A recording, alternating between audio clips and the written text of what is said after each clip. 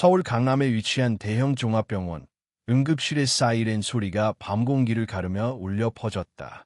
유서진은 눈물을 감추려 애쓰며 병실 복도로 달려갔다. 남편 정민혁이 회사 회의 중 갑작스럽게 쓰러졌다는 소식을 듣고 달려온 그녀의 손은 떨리고 있었고 입술은 바짝 말라 있었다. 남편분은 지금 중환자실로 옮겨졌습니다. 의식은 없고 출혈이 심각합니다. 담담한 의사의 설명에 서진은 그대로 바닥에 주저앉았다. 그녀는 평범한 중학교 교사였고 남편은 벤처 스타트업을 운영하던 사업가였다. 몇 년간 고생 끝에 조금씩 기반을 잡아가던 중 최근 회사가 급작스럽게 재정 위기를 맞이하면서 집안 분위기는 무거워져 있었다. 하지만 서진은 끝까지 남편을 믿고 지지했다. 사랑이란 함께 버티는 거라고 믿었기 때문이다. 병실 안 하얗게 빛나는 조명이 정민혁의 창백한 얼굴을 비추고 있었다. 코와 입에는 산소호흡기가 끼워져 있었고 심장 모니터는 일정한 리듬을 유지하고 있었다. 그 옆에 선 사람은 서진의 가장 친한 친구이자 신경외과 전문의인 최다운이었다. 민혁 씨 상태가 많이 안 좋아. 뇌출혈이 심해서 지금은 뇌사 상태야. 더 이상 회복 가능성은 없어. 다운의 목소리는 차분했지만 그녀의 눈빛에는 뭔가 이상한 온기가 느껴졌다. 얘 저런 눈빛으로 민혁을 보고 있지. 순간적으로 스치는 의심. 하지만 서진은 곧 고개를 저었다.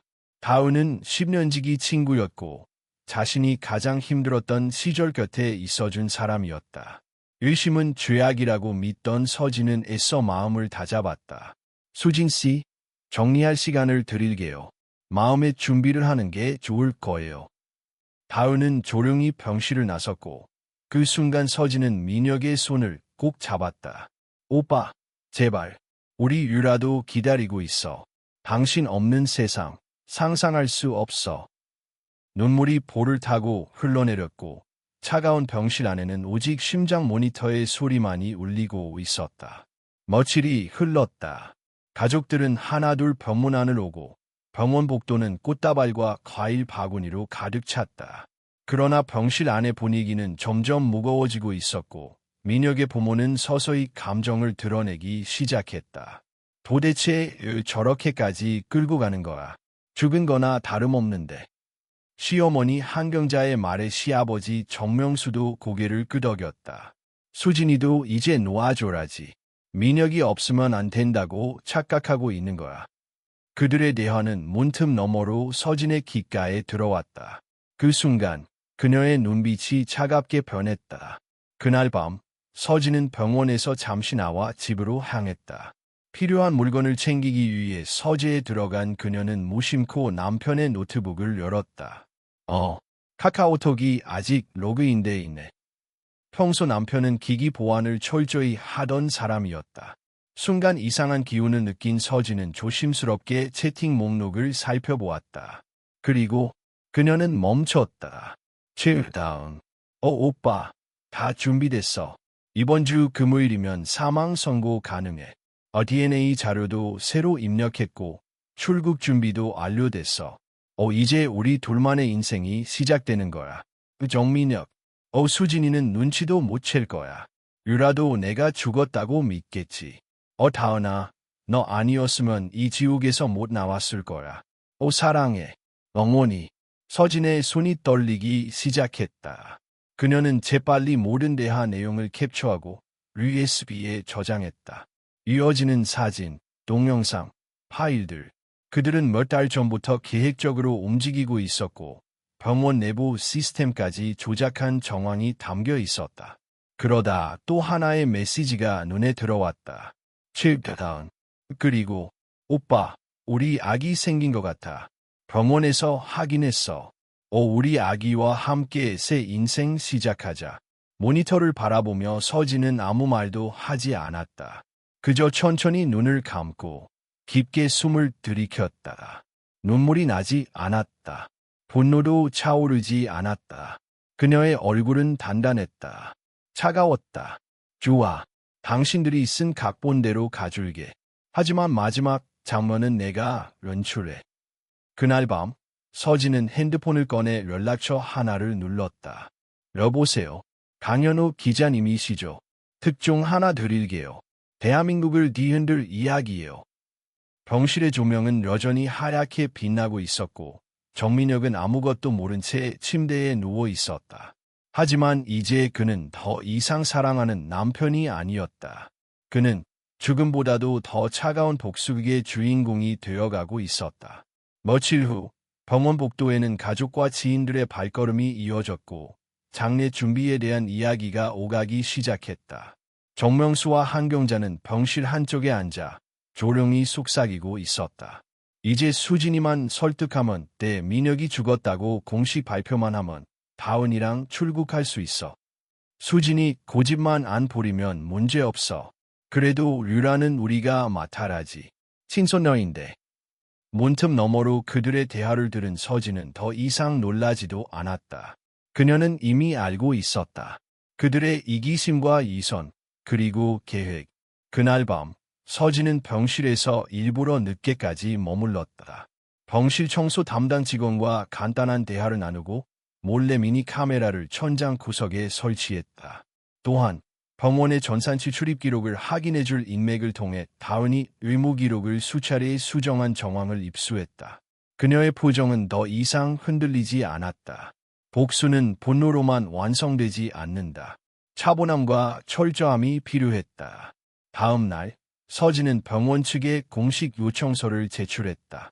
남편의 뜻에 따라 장기 기증을 진행하고 싶습니다. 병원 관계자와 장기기증재단 그리고 몇몇 기자들이 움직이기 시작했다. 서진은 인터뷰에서 말했다. 남편은 생전에 늘 말했습니다. 누군가의 삶을 살릴 수 있다면 기꺼이 내 몸을 내어주겠다고. 그의 마지막 소망을 이뤄주고 싶습니다. 그 말은 순식간에 뉴스 헤드라인이 되었다. 아내의 용기, 죽음을 넘어선 사랑, 사망 선고 후 장기 기증, 대한민국이 울었다. 인터뷰 영상은 수십만 뷰를 기록하며 각종 SNS를 휩쓸었고 사람들은 그녀에게 찬사를 보냈다. 그녀는 갑작스레 국민적 영웅이 되었다. 하지만 이 모든 건 서진이 만든 무대였다. 그날 저녁 병원 관계자들은 고민에 빠졌다. 의학적 기준으로 뇌사 판정을 내린 환자의 장기 기증 요청이 들어왔지만 가족 측, 시부모와 다은은 동의하지 않았다. 서진은 기자들 앞에서 말했다. 제 남편은 유언장을 남겼습니다. 자신의 장기를 통해 다른 생명을 살리겠다는 뜻을 분명히 밝혔습니다. 그녀는 조용히 USB를 꺼내 병원 측에 제출했다. 그 안에는 민혁의 실제 음성 파일이 담겨 있었다. 그가 몇 달 전 회사 후배와의 대화 중 말한 죽기 전에 뭔가 뜻깊은 걸 남기고 싶다. 장기 기증도 좋지. 라는 녹취였다. 사실 그 녹취는 서진이 오래전 우연히 녹음한 음성이었다. 그녀는 그 하나의 문장을 끌어와 지금의 상황에 맞게 사용한 것이다. 병원은 결국 가족의 반대를 무릅쓰고 절차를 진행하기로 결정했다. 시부모는 화를 냈고 다은은 당황했다. 이건 말도 안 돼. 민혁 오빠는 그렇게 죽고 싶어 하지 않았어. 다은 씨, 지금 그 말 들키면 다 끝장이요. 정명수는 그녀를 병실 복도 끝으로 끌고 갔다. 계획대로 조용히 빠져야 해. 지금은 입 다물고 있어. 하지만 저 여자가 모든 걸 망치고 있어요. 민혁 오빠가 죽지도 않았는데. 그래서 더 조심해야지. 지금은 우리가 피해자인 척해야 돼. 다은은 불안했다. 뱃속에 있는 아이 때문이 아니었다. 서진의 태도가 너무 차분했고 뭔가 이상하게 느껴졌다. 며칠 후 장기 기증과 관련된 공식 기자회견이 열렸다. 서진은 검은 정장을 입고 단정하게 머리를 묶은 채 단상 위에 섰다. 저는 오늘 남편을 떠나보냅니다. 하지만 그의 일부는 누군가의 몸속에서 살아갈 것입니다. 그 사실 하나만으로도 저는 이 고통을 견딜 수 있습니다. 사람들은 울었고 사회는 그녀를 칭송했다. 하지만 그날 밤 서진은 고요히 자신의 계획을 점검하고 있었다. 장례식장은 이미 예약해 두었고 화장터도 일정이 잡혀 있었다. 관과 유골함도 준비 완료. 심지어 유골함에는 별표 정민혁 1990 2024 별표라는 이름표까지 부착되어 있었다. 그녀는 밤늦게까지 자신의 다이어리에 적었다. 오간 속에 설치된 고감도 녹음기, 배터리 교체 완료, CCTV 설치 위치 점검, 기자 도착 시간 맞춰 고발장 제출, 병원 내부 고발자와 연락 유지. 다음날 아침, 병실에서 다시 만난 서진과 다은. 서진은 평소처럼 차분하게 말했다. 다은아, 내가 이렇게 고생하는 거 보니 내가 괜히 민혁이한테 매달렸나 싶어. 그 말에 다은은 잠시 당황했지만 곧 미소를 지었다. 서진아, 나도 마음이 아파. 민혁 오빠, 정말 좋은 사람이었잖아. 그렇지, 좋은 사람이지. 그래서 좋은 사람답게 가라지. 기왕 죽은 거 누군가를 살리고 가는 게 맞지 않을까. 그 말에 다은의 눈동자가 흔들렸다. 혹시 내가 무슨 계획이라도 있는 거야? 계획? 아니, 그냥 남은 절차를 잘 마무리하려는 거지. 서진은 조용히 웃으며 병실을 나섰다. 그녀의 발걸음은 가벼웠지만 그 안에 숨겨진 결의는 날카로웠다. 그리고 마침내 간이 준비되었다는 연락이 왔다. 정민혁은 아직 살아 있었다. 하지만 서진은 그를 세상에서 완전히 죽은 사람으로 만들 준비를 마쳤다. 서울의 어느 오후, 햇살이 병원 창문 사이로 스며들 때 병원 강당에는 수십 명의 기자들이 모여 있었다.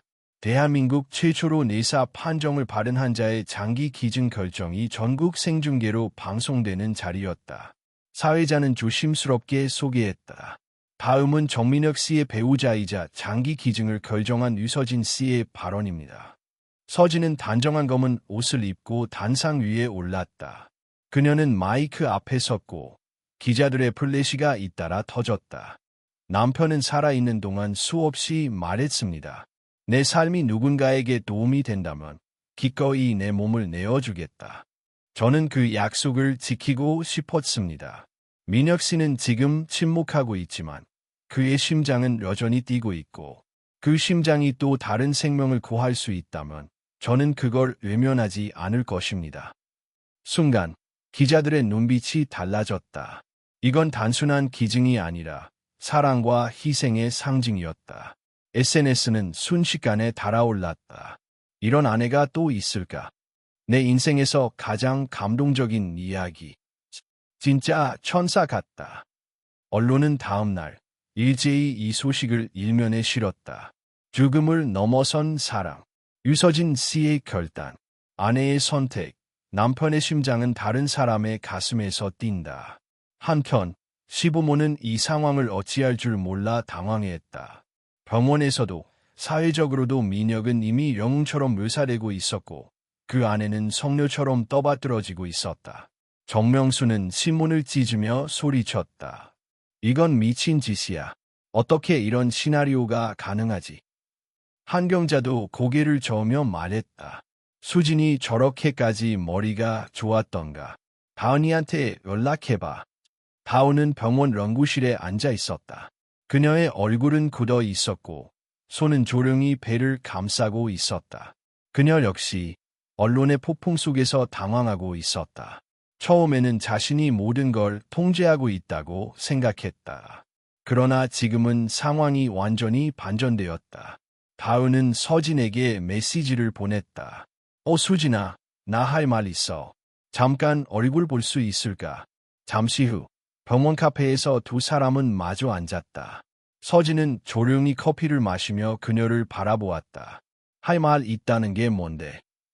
너무 앞서가는 거 아니야. 민혁 오빠 아직. 그러니까 너무 급하게 움직이는 건 좋지 않아. 서진은 그 말을 듣고 한참을 응시했다. 그 눈빛은 아무 감정도 없었고 오히려 다은을 얼어붙게 만들었다. 그렇게 생각해.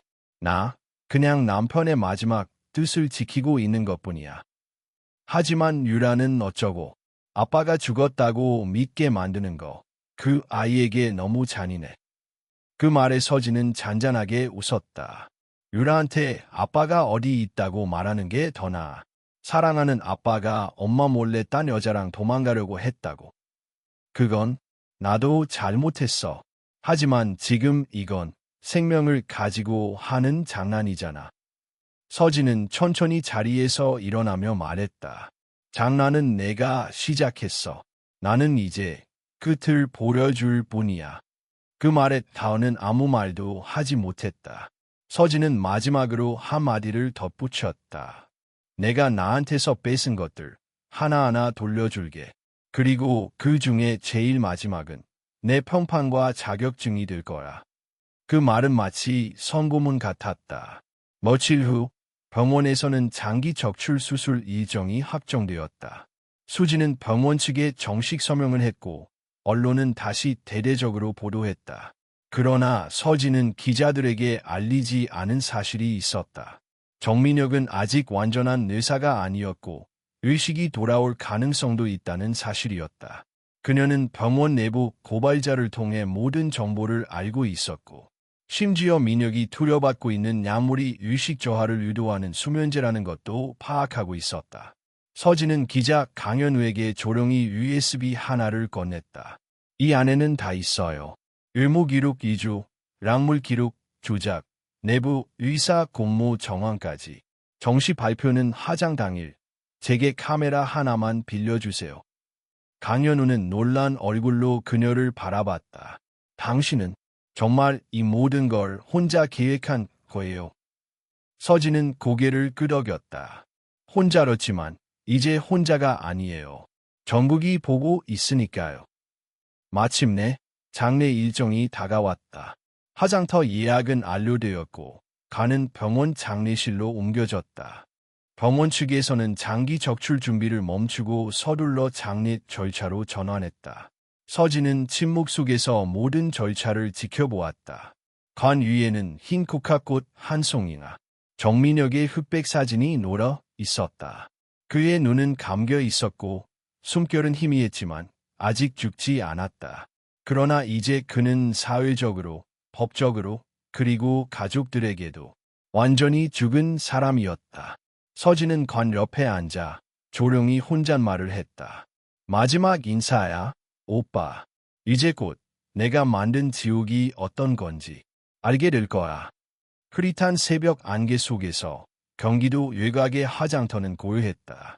이른 시간임에도 불구하고 검은 옷을 입은 조문객들이 하나둘 도착하고 있었다. 장례식장은 이미 준비되어 있었다.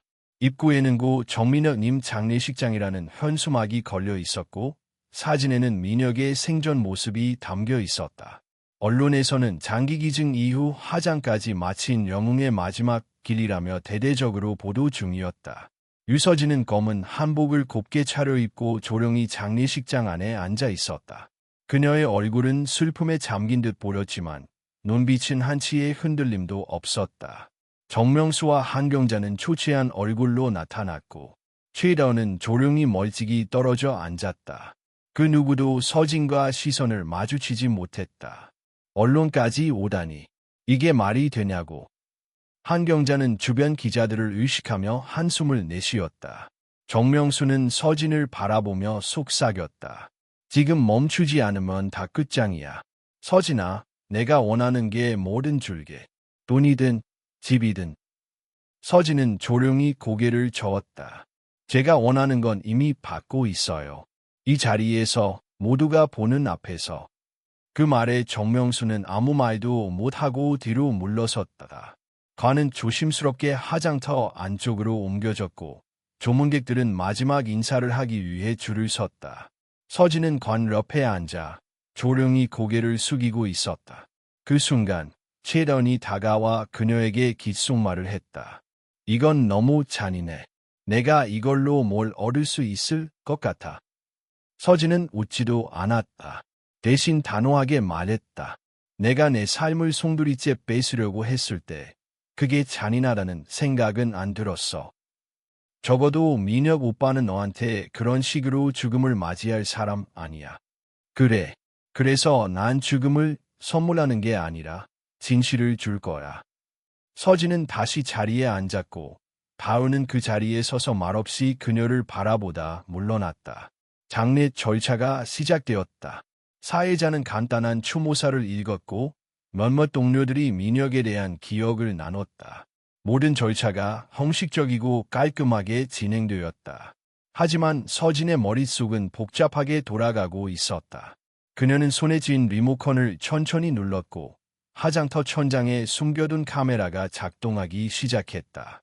관 내부에도 고감도 마이크가 장착되어 있었고 모든 소리가 실시간으로 녹음되고 있었다. 이제 마지막 절차, 관의 이송만 남았다.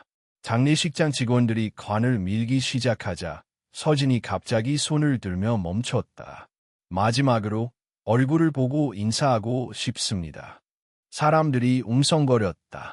화장을 앞둔 시신의 얼굴을 보는 건 드문 일이었다. 직원들은 잠시 당황했지만 서진의 요청에 따라 관을 멈췄고 뚜껑을 열었다. 정민혁은 여전히 눈을 감고 누워 있었다. 그의 얼굴은 메이크업으로 정리되어 있었고 산소호흡기는 제거된 상태였다. 그 순간 서진이 낮게 말했다. 카메라 켜세요. 기자 강현우는 당황하며 고개를 들었다. 지금요?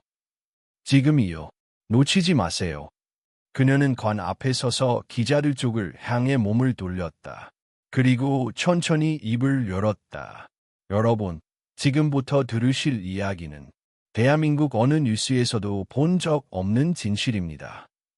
사람들은 놀라 주변을 둘러봤고 카메라는 그녀를 향해 집중되었다. 제 남편 정민혁은 살아 있습니다. 그는 의학적으로 사망하지 않았고 이 모든 장례 절차는 조작된 것입니다. 현장이 술렁이기 시작했다. 정명수가 자리에서 일어나 소리쳤다. 무슨 헛소리야. 여긴 장례식장이야. 지금 장난하나. 그러나 서진은 준비한 태블릿을 꺼내 기자들에게 화면을 보여주었다. 그 안에는 민혁과 채련이 나눈 카카오톡 메시지, 병원 기록 조작 정황, 계좌 이체 내역이 고스란히 담겨 있었다. 이건 단순한 사랑 이야기가 아닙니다. 이건 사기며 살인미수이며 명백한 범죄입니다. 기자들의 셔터 소리가 요란하게 울렸다. 다은의 얼굴은 창백해졌고 정명수는 뒤로 넘어질 듯 비틀거렸다. 그 순간 간 속에서 정민혁의 손가락이 미세하게 움직였다. 서진은 그것을 놓치지 않았다. 그녀는 카메라를 향해 고개를 돌렸다. 지금 직접 확인해 보시죠. 그녀가 관 옆에 버튼을 누르자 내장된 작은 스피커에서 민혁의 미약한 호흡 소리가 들려왔다. 후. 순간 현장은 숨이 멎은 듯 조용해졌다. 사람들은 관을 쳐다봤고 기자들은 촬영을 멈추지 않았다. 그리고 민혁의 눈이 천천히 떴다. 조용히, 그러나 분명하게. 그는 눈앞의 서진을 보고 깜짝 놀라더니 입을 열려 했지만 목이 메어 아무 말도 나오지 않았다. 서진은 그를 내려다보며 말했다. 어서 말해.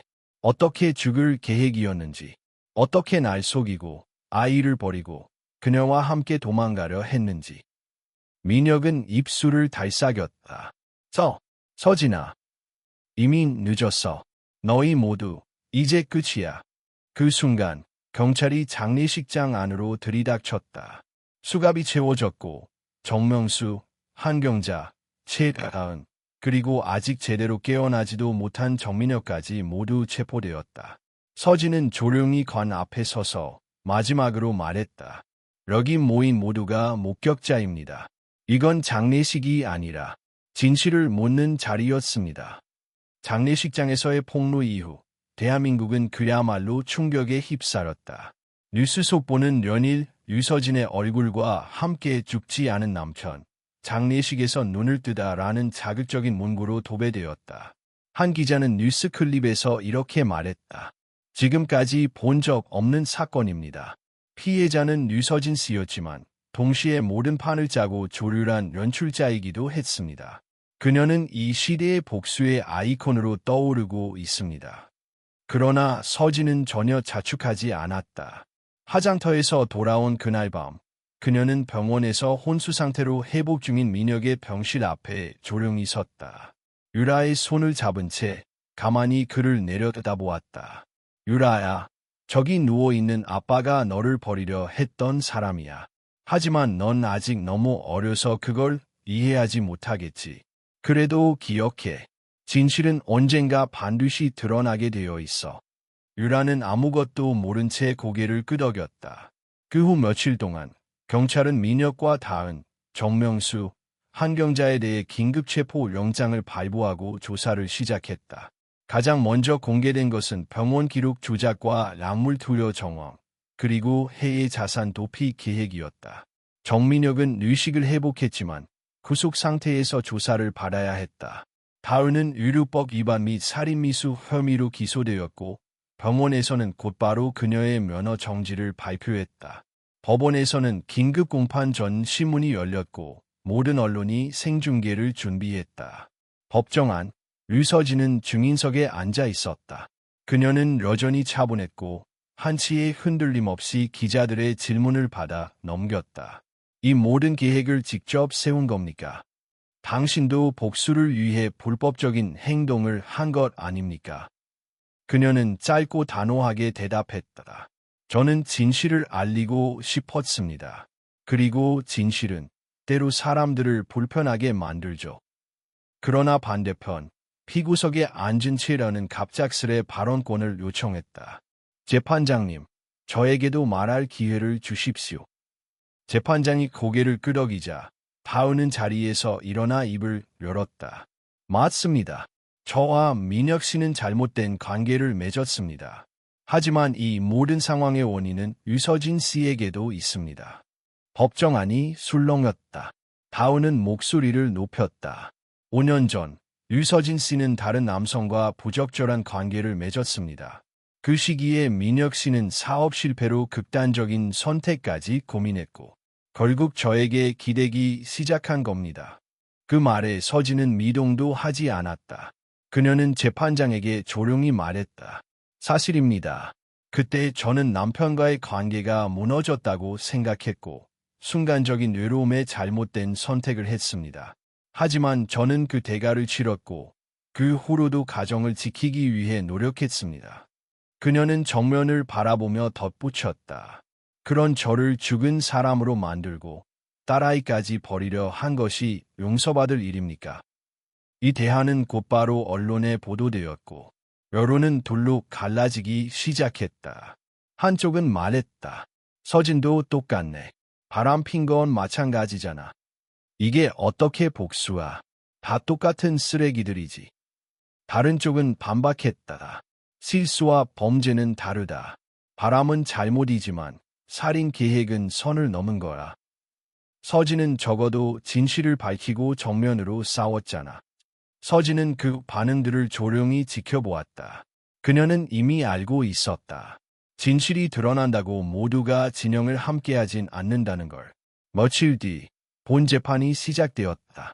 검찰 측은 정민혁과 다은이 공모하여 서진을 법적으로 사망한 상태로 만든 뒤 해외로 도피할 계획을 세웠으며 그 과정에서 약물, 위조된 진단서, 병원 인프라를 이용했다고 밝혔다. 변호인 측은 반박했다. 정민혁 피고는 뇌사 상태로 오인받았고 계획적 범죄가 아닌 극단적 선택의 런장이었습니다. 또한 의료 기록 조작의 주체는 다은이며 민혁은 사실상 조종당한 피해자입니다. 그 말에 서진은 고개를 살짝 저었다. 피해자. 그는 피해자가 아니었다.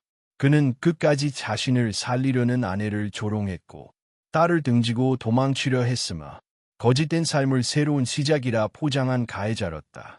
재판 마지막 날 서진은 최후 진술을 요청했다. 제게도 잘못이 있습니다.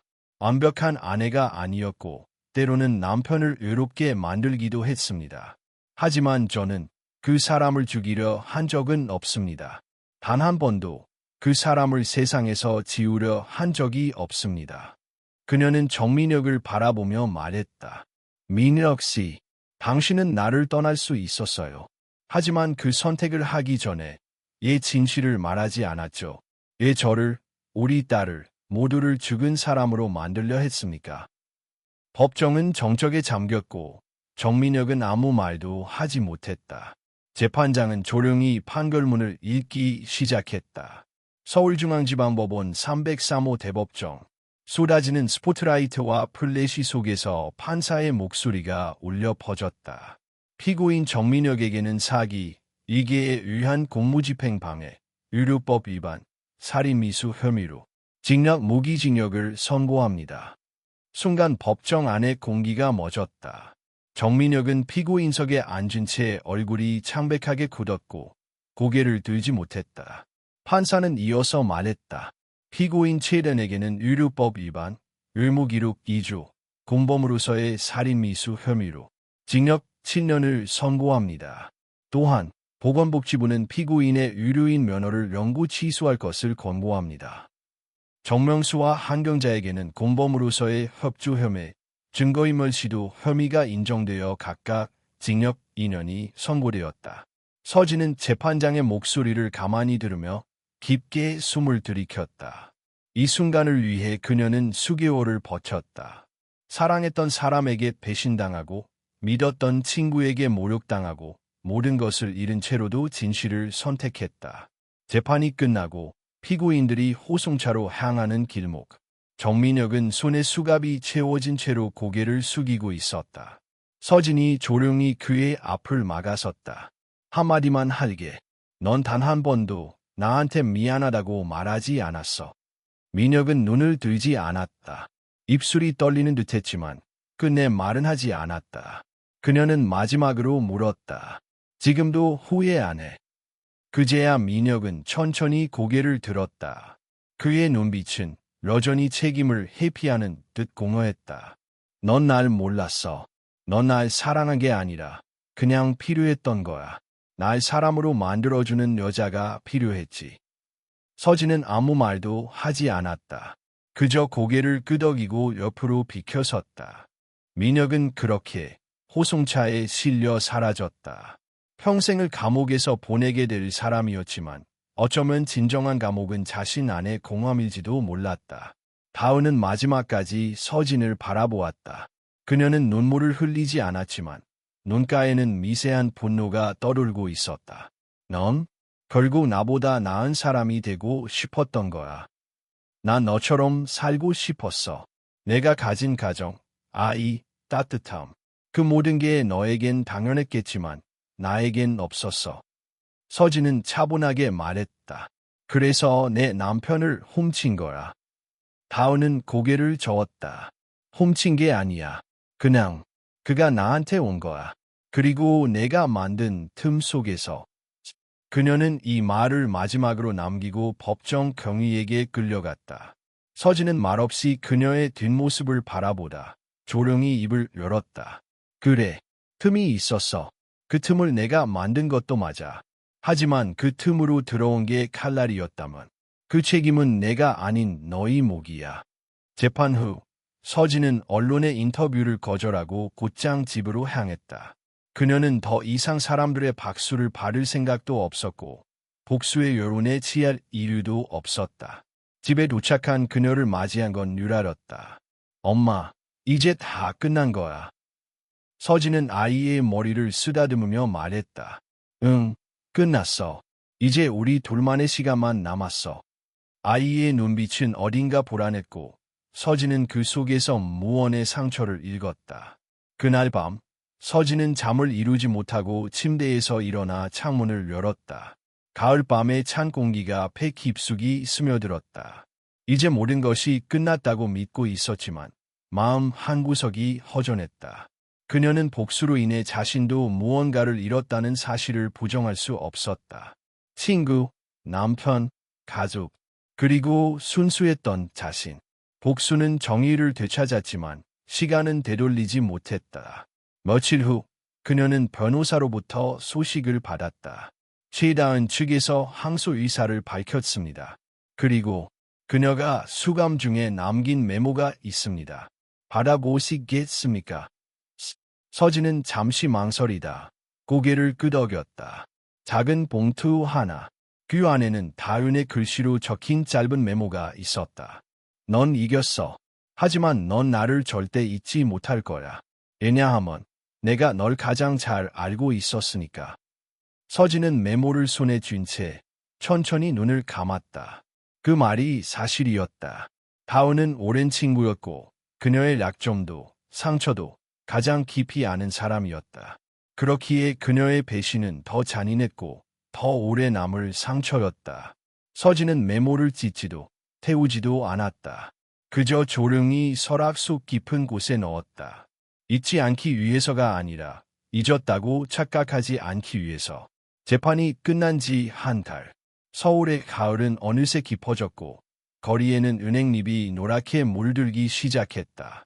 그러나 유서진의 집 안에는 여전히 찬바람이 돌았다.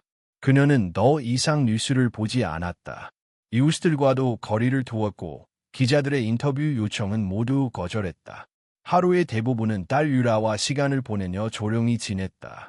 아침이면 도시락을 싸서 학교에 보내고 오후엔 집 근처 도서관에서 책을 읽었다. 누군가는 그런 그녀를 보고 이제 행복을 되찾았겠지라고 생각했지만 서진은 알고 있었다. 그 어떤 상처도 완전히 치유되는 일은 없다. 그러던 어느 날 유라가 집으로 돌아와 말했다. 엄마, 오늘 학교에 어떤 아주머니가 왔었어. 내 이름을 물어보더니 내가 잘 지내는지 물어봤어. 서진은 순간 몸이 굳었다. 그 아주머니 어떻게 생겼어? 흰 마스크 쓰고 모자도 썼어. 하지만 눈이 예뻤어. 이상하게 친절했어. 그 말에 서진은 심장이 쿵 내려앉았다. 그날 밤 그녀는 집 주변의 CCTV를 확인했다. 학교 앞, 골목길, 아파트 입구 모두 평범한 화면이었지만 단 한 장면에서 그녀의 손이 멈췄다. 검은 코트에 흰 마스크, 모자를 쓴 여자. 아이와 3초 정도 마주 본 뒤 아무 말 없이 돌아서는 모습.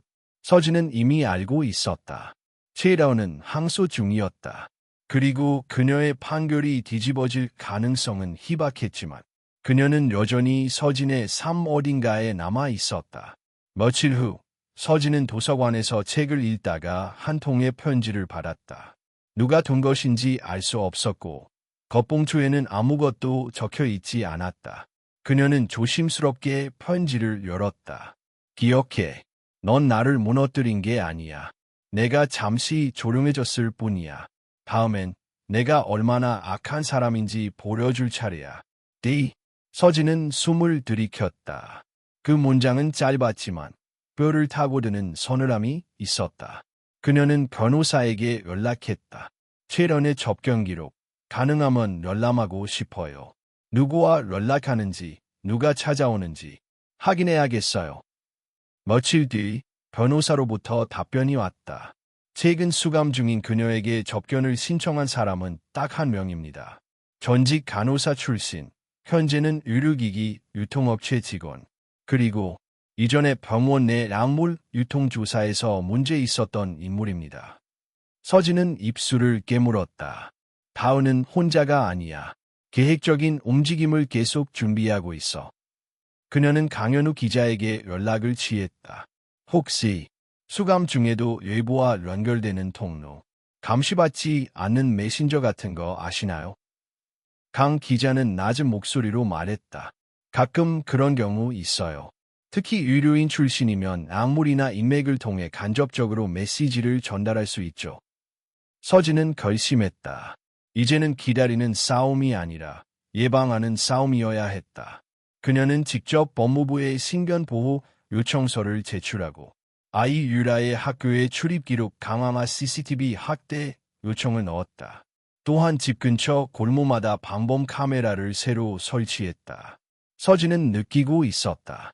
자신은 싸움을 끝낸 게 아니라 새로운 전장의 문 앞에 서 있는 것이다. 어느 날 그녀는 우연히 유라의 가방 속에서 작은 쪽지를 발견했다. 유라는 착한 아이야.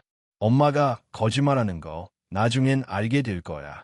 어떤 친구가. 서진은 즉시 학교에 달려가 확인했다. 그러나 학교 측은 말했다. 해당 시간대엔 어떤 외부인도 출입한 기록이 없습니다. 아이들과 외부인의 접촉은 감시되고 있었고 이상 상황은 없었습니다. 서진은 머릿속이 복잡해졌다. 그럼 이미 내부에 누군가가 있다는 뜻인가? 아니면 아이를 미행하고 있는 건가? 그녀는 유라를 안고 말했다. 엄마가 아무리 바빠도 항상 너를 보고 있어. 그러니까 혹시 이상한 사람을 보면 꼭 말해줘야 해. 어떤 일이 있어도 숨기면 안 돼. 유라는 조용히 고개를 끄덕였지만 눈동자엔 불안이 감돌고 있었다. 그날 밤 서진은 방에 앉아 작은 상자를 꺼냈다. 그 안에는 정민혁과 함께 찍은 사진 몇 장, 다은과의 여행사진, 그리고 짓지 못한 그 메모. 그녀는 속삭였다. 너희가 원한 건 내 삶이 아니라 내 존재 자체였겠지. 하지만 이제 난 무너지지 않아. 그 순간 핸드폰이 진동했다. 메시지 하나가 도착했다.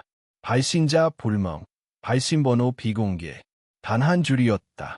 유라는 내가 지키지 못할 거야. 새벽 3시, 유서진은 휴대폰 화면에 도착한 문자를 수십 번 다시 읽었다.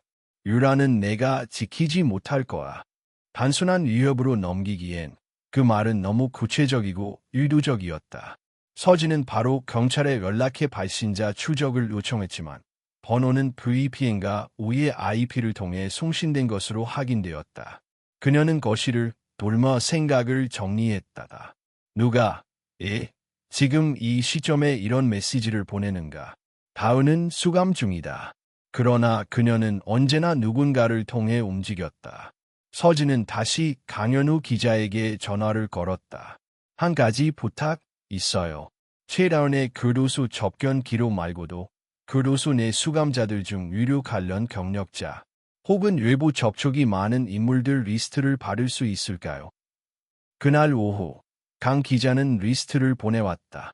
서진은 그중 몇몇 이름을 자세히 확인했다. 그리고 하나의 이름에서 눈이 멈췄다. 이소경, 전직 간호사, 불법 미용 시술 혐의로 수감 중. 최다은과 같은 병원에서 근무한 전력. 서진은 그 이름을 기억하고 있었다. 민혁이 입원 중일 때 수명 유도제를 투약한 간호사. 그 눈빛과 손놀림, 이상하게 익숙한 친근함. 서진은 그때 느낀 섬뜩한 감각을 떠올렸다. 그러자 아직 교도소 안에 있어요. 강 기자가 고개를 끄덕였다. 하지만 접견 기록은 거의 없어.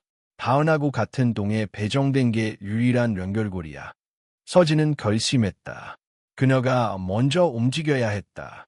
그녀는 변호사를 통해 관계자 면담이라는 명목으로 교도소 접견 신청을 넣었다. 며칠 후 마침내 교도소 안 유리창 너머로 이소경이 나타났다. 단정한 머리, 단호한 눈빛. 그녀는 서진을 보자마자 작게 웃었다. 유서진 씨, 드디어 오셨네요. 기다리고 있었어요. 서진은 놀라지 않았다. 그녀는 이미 이소경이 단순한 공범이 아니라 별표 다은의 또 다른 그림자 별표라는 사실을 직감하고 있었다. 이 유라를 건드리려 했어요. 그 아이를 해치려는 건 아니었어요. 그저 경고였죠. 서진 씨가 얼마나 무력해질 수 있는지 알려주고 싶었어요. 당신들 아직도 복수가 가능하다고 생각해요? 이소경은 어깨를 으쓱했다. 우리는 진실을 본 사람들이에요. 다은은 당신이 보여주는 완벽한 피해자가 아니라는 걸 알고 있죠. 서진은 눈을 가늘게 뜨며 말했다. 나도 당신 같은 사람, 예전엔 불쌍하다고 생각했어요. 상처 입은 여자들끼리는 서로를 이해할 수 있다고 믿었죠. 그런데 당신들은 그 상처를 칼로 만들었어. 그리고 지금 내 딸을 겨누고 있어. 이소경은 미소를 지우지 않았다. 우리 상처는 당신 같은 사람들 때문이에요. 잘난 척하고 희생자 코스프레하면서 세상을 정의롭다고 믿게 만드는 여자들. 하지만 진짜 정의는 우리가 만드는 거예요. 서진은 그 말을 조용히 들으며 자리를 일어섰다. 그럼 기억해요. 정의가 당신들 손에 있다고 믿는 순간 당신은 이미 괴물이 된 거예요. 그녀는 접견실을 떠났고 곧장 변호사에게 전화를 걸었다. 이소경, 재조사 요청해 주세요. 그녀의 계좌, 통화 기록, 수감 중 보안 위반 가능성 전부, 그리고 유라 학교 주변 CCTV도 다시 복귀해 주세요. 그 여자는 안에서 지시하고 있어요. 며칠 후 수사팀은 이소경의 외부 편지 송수신 기록에서 불법 코류화된 메시지 파일을 발견했다. 그 내용은 전부 암호화돼 있었지만 몇 줄은 의미가 명확했다. 3단계 계획 시작 준비. 아이 혼자 있는 시간대 확보 중. D는 조용히 움직이라 말했지만 기회는 지금뿐. 경찰은 즉시 서진과 유라에게 24시간 보호 조치를 시작했고 유라의 학교 앞에는 형사 2명이 배치되었다. 그러나 서진은 알았다. 이건 일시적인 방어일 뿐 본질적 위협을 없애지 않는 한 그녀와 유라는 영원히 쫓기게 될 거라는 걸. 그날 밤 서진은 집에서 혼자 책상 앞에 앉아 다이어리를 펼쳤다. 한 장 넘기며 계획이라는 단어를 다시 꺼내 들었다. 그녀는 자신에게 묻고 있었다. 복수를 끝냈다고 생각했는데 내가 진짜 끝낼 준비가 되어 있었을까? 딸을 지키기 위해서라면 그 어떤 어둠도 마주해야 했다. 심지어 그것이 자신 안에 남아있던 또 다른 서진일지라도. 서울의 겨울이 가까워지며 날씨는 점점 차가워졌고 류서진의 눈빛도 그와 함께 얼어붙고 있었다.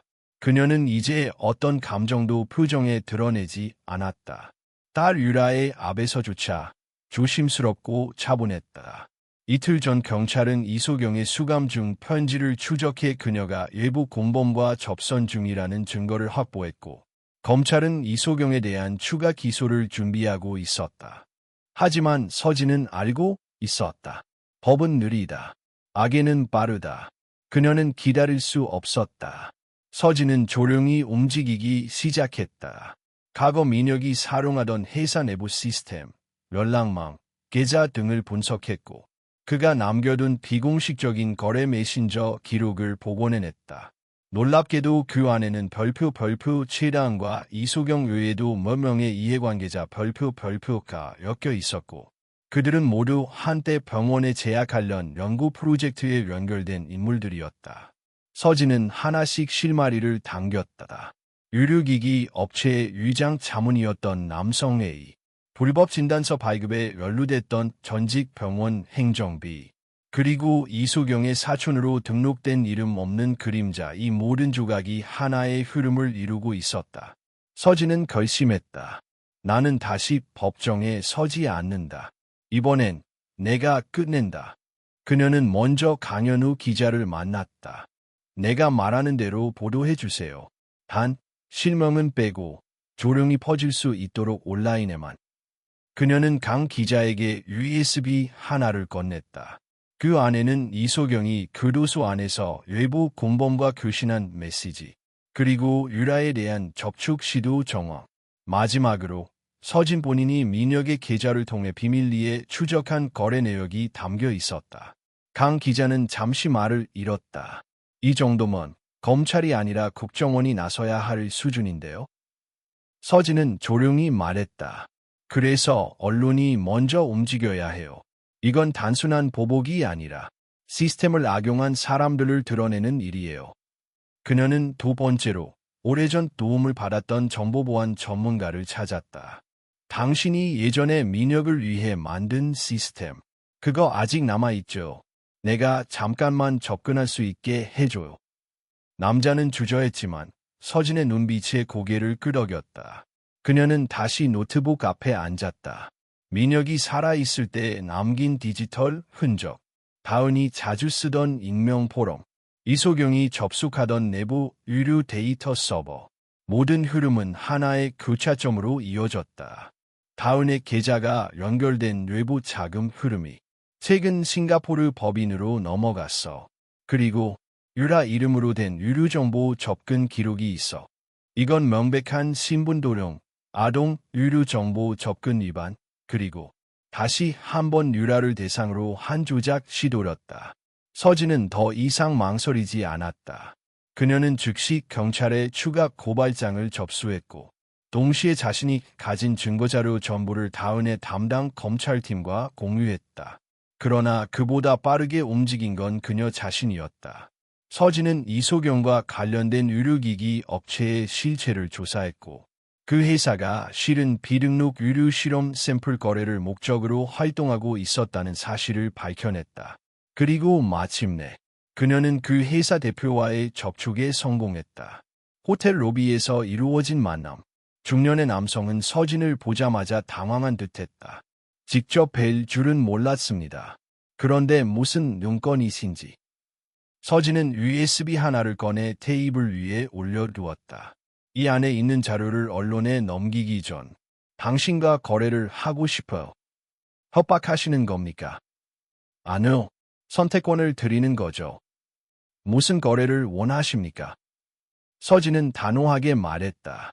이소경과의 모든 연결고리를 끊고 그녀가 더 이상 나와 내 딸에게 접근하지 못하도록 해주세요. 대신 이 자료는 세상에 나오지 않을 거예요. 남성은 잠시 망설이다. 서진의 눈빛을 읽고 천천히 고개를 끄덕였다. 알겠습니다. 이건 저희도 원하지 않는 방향이었으니까요. 서진은 마지막으로 말했다. 이건 경고가 아니에요. 다음번엔 협상 없이 바로 끝입니다. 며칠 뒤 이소경은 교도소 내에서 긴급격리 조치를 받았다. 그녀의 외부 접촉 권한은 전면 차단되었고 관련 업체는 세무조사를 받고 전면 운영 중단에 들어갔다. 그리고 서진은 처음으로 휴식을 느꼈다. 긴 전쟁이었다. 그러나 이제 그녀는 단 하나의 진실만을 안고 있었다. 진짜 평화는 싸움이 끝난 후가 아니라 다시는 싸울 필요가 없을 때 찾아온다. 그날 밤 유라가 엄마 옆에 속삭였다. 엄마, 나 요즘 학교에서 웃을 수 있어. 이상하지? 서진은 딸을 꼭 안으며 말했다. 그건 이상한 게 아니라 정말 좋은 거야. 겨울의 끝자락, 서울 하늘에 첫눈이 내리던 날, 류서진은 유라의 손을 잡고 작은 산책길을 걷고 있었다. 차가운 공기 속에서도 아이의 웃음소리는 따뜻했고 서진의 얼굴엔 오랜만에 평온한 미소가 떠올랐다. 엄마, 오늘 눈이 와서 그런가 봐. 학교 친구들도 다 기분 좋아했어. 그랬구나. 눈은 원래 그런 힘이 있어. 잠시라도 세상을 하얗게 덮어주는 거니까. 유라는 눈을 크게 뜨고 말했다. 그럼 엄마는 어떤 눈이 좋아? 나는 조용히 내리는 눈. 세상에 아무 말도 안 하고 조용히 다 감싸주는 그런 눈. 아이와 나눈 짧은 대화. 하지만 서진에게는 너무나 소중한 순간이었다. 몇 달 전만 해도 그녀는 매일 밤 악몽에서 깼다. 민혁의 숨소리, 다은의 목소리, 정명수의 비웃음. 그 모든 기억이 꿈속에서 반복되었고 그녀는 매일 아침 무너진 자신을 다시 세워야 했다. 그러나 이제는 달랐다. 복수를 끝낸 뒤 찾아온 시간은 처음엔 공허했다. 마치 뭔가를 다 이뤄놓고도 그 자리에 홀로 서 있는 기분. 하지만 그 공허함 속에서도 그녀는 깨달았다. 진짜 승리는 이겨내는 것이 아니라 살아남는 것이다. 서진은 강연우 기자의 제안을 받아들여 사적 정의에 관한 에세이를 쓰기 시작했다. 제목은 간단했다. 죽은 줄 알았던 나에게. 그녀는 자신의 이야기를 가감 없이 풀어냈다. 사랑했던 사람의 배신, 친구의 칼날, 자식의 눈물, 그리고 스스로 선택한 싸움, 법을 넘어서야 했던 이유, 무너져가는 윤리와 싸워야 했던 내면의 갈등. 그 책은 출간되자마자 베스트셀러가 되었고 한 방송에서는 서진을 초청해 인터뷰를 제안했다. 사회자는 조심스럽게 물었다. 유서진 씨, 그때로 다시 돌아간다면 복수를 선택하지 않았을 수도 있었을까요? 서진은 망설임 없이 대답했다. 복수가 아니라 진실을 선택한 겁니다. 그 진실이 누군가에겐 불편했고 누군가에겐 불행이었을 뿐이죠. 하지만 제가 다시 돌아가도 전 여전히 진실을 말할 거예요. 방송 후 수많은 사람들의 메시지가 쏟아졌다. 당신 덕분에 다시 싸울 용기가 생겼어요. 누군가의 엄마이자 딸이자 피해자인 당신이 지켜낸 것은 정의 그 자체였습니다. 서진은 그 모든 메시지를 읽으며 조용히 눈을 감았다. 그녀는 유명해지고 싶지도 영웅이 되고 싶지도 않았다. 그저 무너지지 않는 사람이 되고 싶었을 뿐이었다. 며칠 후 유라는 학교 발표 수업에서 이렇게 말했다. 우리 엄마는 제가 제일 존경하는 사람이에요. 왜냐하면 무서운 일을 당했는데도 아무도 원망하지 않고 끝까지 저를 지켜줬거든요. 그날 교실 뒤편에 앉아있던 서진은 조용히 눈물을 흘렸다. 세상이 아무리 나를 뭐라 해도 이 아이 하나만큼은 내가 옳았다고 말해줬다. 그것이면 충분했다. 한편 이소경은 교도소 내에서 정신불안 증세를 보이며 정신과 치료를 받기 시작했다. 그녀는 더 이상 외부 접촉도 내부 연결도 시도하지 않았고 스스로를 단절시킨 채 조용히 사라져갔다. 최다은은 항소심에서 기각 판결을 받고 남은 형기를 수감 중이었다. 어느 날 교도소 직원이 그녀에게 물었다. 지금도 유서진 씨가 미워요. 다은은 한참을 생각하다 짧게 말했다. 그 여자는 내가 되고 싶었던 사람이었어. 그리고 다시 말이 없었다. 그렇게 이야기는 하나둘씩 마무리되었다. 시간은 계속 흘렀고 서진과 유라는 다시 평범한 삶으로 돌아갔다. 아침이면 함께 식사를 하고 저녁이면 영화를 보고 주말엔 작은 여행을 떠나는 삶. 상처는 여전히 있었지만 이제는 그 상처 위에 따뜻한 살결이 덧입혀져 더 이상 피 흘리지 않는 자리로 남았다. 어느 날 서진은 유라에게 물었다. 유라야, 혹시 엄마가 슬퍼 보일 때가 있어? 유라는 고개를 저으며 웃었다. 아니, 엄마는 항상 강하고 멋있고 내가 자랑스러워하는 사람이야. 그 말에 서진은 고개를 끄덕이며 중얼거렸다. 그럼 됐어. 그걸로 충분해. 하얀 눈이 다시 내리고 있었다. 그녀는 고개를 들어 하늘을 바라봤다. 예전 같았으면 그 하늘 아래 모든 것이 무너질 것 같았지만 이제는 알 수 있었다. 하늘은 무너지지 않는다. 사람이 다시 서기만 하면 된다.